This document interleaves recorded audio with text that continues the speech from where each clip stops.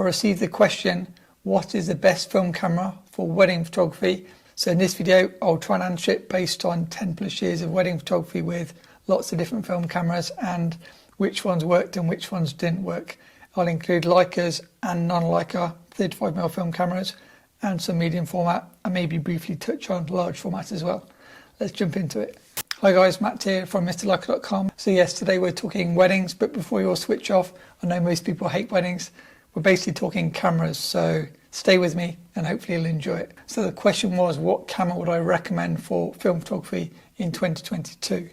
Now I can only talk from my own experience and what works for me, but maybe you can relate to what I'm about to tell you. Is the Leica M3 with a fast 50 such as the Leica Summilux 51.4 the best camera lens combo for weddings? Maybe. I have to use a different camera setup for each wedding depending on the circumstances. So let's break this down. So for example, for 35mm film cameras, I prefer rangefinders to non-rangefinders. Therefore, my first choice would be Leicas. I prefer Leicas to Bessers because they tend to be better made and the rangefinder gets knocked out of calibration less easy than on a Besser camera. From my own experience of using both cameras, it's kind of side by side. If I want to shoot 50mm lenses, I'll use the M3. If I want to shoot 28 or 35mm lenses, I'll use the M2. Those are my preference if there is enough available light. The reason I say that is the M2 and the M3 have a cold shoe, not a hot shoe, meaning I can't attach my triggers to fire all my off-camera lights. So if it's, say, an outdoor wedding, or if I was lucky to do a wedding in California, most of the wedding photographers in California are shooting available light by the looks of it, because obviously they have lots of sunshine and available light. Based in the UK, we tend to have a lot of maybe more overcast days and darker venues, so you do need lights for a lot of weddings. So you do need to kind of think about that before planning your film camera if your client has asked for majority film, for example. If I'm using flash, I'll use a pair of Leica M4Ps, or I could, for example, use my Leica M6. Any of the Leica cameras with the hot shoe, which is basically everything after the M4P, I think, I can then use my Godox triggers to fire Godox AD200s, Godox AD360, small Godox on the hot shoe flash. If I really need on-camera flash, I try not to use on-camera flash because I prefer the look of off-camera flash. See some of my flash-related videos. So then for the M4Ps, if I'm using a pair, I'll use one with a 1.4 viewfinder magnifier with a 50mm lens, and one without a viewfinder magnifier with probably a 28mm lens. Maybe 28 f2 Voigtlander Ultron in 2022 would be my preference. Or if it needs to be even faster, I'd probably use a 35 1.2 Voigtlander Nocturne, and as I say, the 51.4 Summilux on the second body. Another reason for using two bodies is you could use maybe colour film in one body and black and white film in the other body. But for me, I'm fairly simple, so I prefer to see only black and white or only in colour, and then load the same film stock in both, or maybe a high ISO black and white film in one and say a fast ISO film in the other, dancing between inside photos and outside photos. Inside English churches tends to be really, really dark, and then outside, if it's sunny, you're going to go from one extreme to the other. So that's Leica M cameras.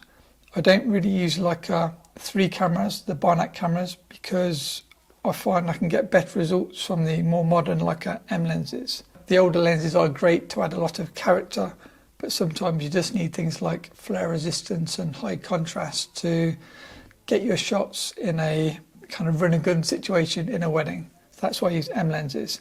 And what about Leica R cameras? While we're talking Leica, I'd use Leica R cameras for maybe longer lenses, perhaps the 90 or 135 2.8.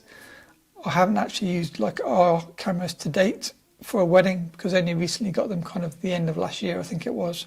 If you are lucky enough to shoot in like blue skies, sunny 16, and you're just shooting with as much light as you want all day, great choice would be using Leica R cameras with zoom lenses. So the 35 to 70 Leica Vero Elmar R is an amazing lens, and at f4 it's sharper than most of the prime lenses. See that video? So if it was really, really sunny, I could use a 35 to 70 R lens and my 70 to 200 R lens. Normally, as you probably know, I prefer primes, but for group situations. When you're doing the group pictures, sometimes it's kind of easy to just put your camera either on a tripod or stand in the same position. And then as the group sizes change, you'll get suddenly a large group of 15 people, and then next you might only have a group of 3 people. By having a zoom lens, you can just zoom in to give yourself a clean composition for a small group and a large group without having to keep walking backwards and forwards. Sometimes you can't walk backwards and forwards because of limited space. What about non-Leica cameras? Now, I've only got experience of using Nikon cameras or Nikon cameras for weddings. I've used the Nikon FM, FE2, Nikon F4 and Nikon F5. My preference is to use the F4 and the F5 for autofocus lenses, or it was in the past, and the older bodies for smaller manual focus lenses. The reason I stopped using the autofocus lenses is because the autofocus is too slow in a wedding situation. It's perfect if it's a model and they just keep perfectly still. You get a really nice clean looking shot. But in wedding situations and in low light, even the Nikon F5 wasn't fast enough, so I was missing shots. So I went back to using the trusty rangefinder cameras. So that's Nikon. I haven't really got any experience using some of my other 35mm film cameras. Whatever you use, try to use something which is reliable and fast to use. I think those are the 2 key. And maybe the third is pick the camera body that's got the best lens with a fast and usable maximum aperture. But what about medium format cameras? Any of you watching that used to shoot weddings pre-digital, I'm pretty sure you would have viewed medium format cameras for, say, group shots especially. If you think medium format and you think weddings, you think, Contax 645. I've just written quite a detailed blog post, and I'll link it below this video, of all the film cameras I've used for weddings with full res examples and then pros and cons of each one. So you may want to read that or even just look at the pictures. I had the Contax 645 because I wanted to get that iconic Contax 645 wedding look. The reason the Contax 645 is so great is because it's supplied with the Zeiss 80mm planar f2 lens. This is an autofocus lens and it is usually sharp at f2 wide open. That gives you really dreamy shallow depth of field portraits, and the 645 film gives you both high res and shallow depth of field compared to 35mm. I did use the Contax 645 for wedding photography until I got an electrical fault, and then I kind of panicked, so I fixed it and sold it. Another option could be something cheaper like the Mamiya 645 cameras. If you're shooting Mamiya, you can also make use of the 80mm 1.9 lens. From my experience, it's not as sharp as the Zeiss f2, but it does give you kind of nice dreamy portraits. A camera I find easier to use than the Mamiya 645 Super that I've got is the Hasselblad H2. That seems similar in my head to a Contax 645. The main difference being it's only an 80mm 2.8 lens versus 80mm f2. See my YouTube reviews of these various cameras if you want to get more information. So that's 645. There's also folding cameras. I covered that in the blog, so maybe see that, and I'll keep this video a bit shorter. I mentioned the Fuji GA645 and the Fuji GS645. What about 6x6 square format? Obvious choice maybe for some of you, Hasselblad.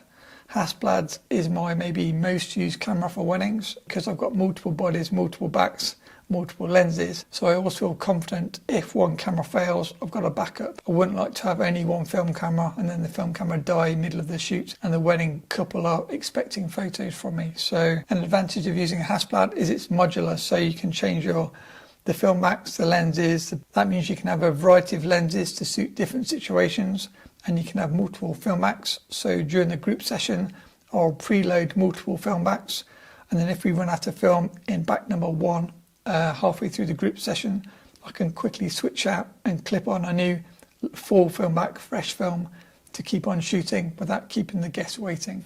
So that's what I did on a wedding 2-3 weeks ago when I was shooting with Hasselblad.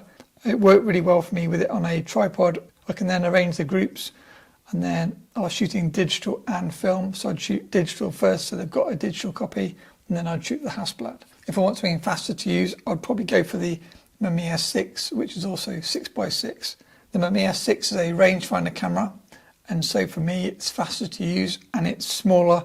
The lenses are much smaller, so as a kind of on-the-go camera, the Mamiya 6 is better, and it's perhaps more similar to a Leica. The only difference is the lenses are much slower, so you will either need more light or use off-camera flash. The advantage of the Mamiya 6 is you can use triggers, and it's a leaf shutter lens, so you can sync your flash at a much higher flash sync speed than you can on the Leicas, which is a measly 1/50, which isn't particularly useful. One camera that I bought particularly for weddings because I want to give my guests the best possible photos I can try to make by buying some of the best equipment is the Fuji GF670. This is 6x6, 6x7 folding camera. So I can either use 6x7 to give a slightly larger negative, also good for kind of wider group shots, or shoot in standard square format. I only use it for a few weddings because it's a folding camera. I realise it's quite a fragile camera, and although it is super stealthy, being probably the quietest film camera I've ever used by miles, I was worried that if I knocked it and it was open around my neck, I would trash a very expensive camera. So I stopped using the Fuji.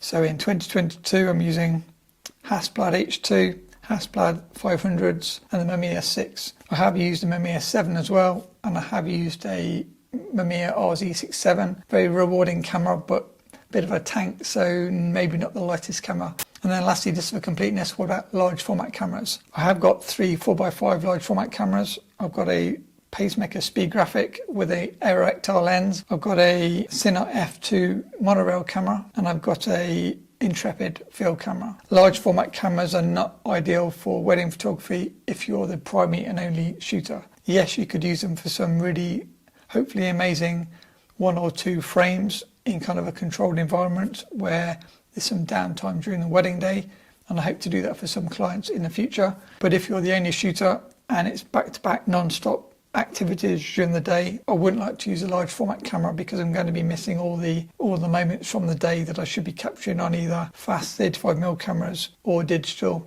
if people are asking for digital and film. Those are my cameras I'm using in 2022, and as I say, I've done a detailed blog post.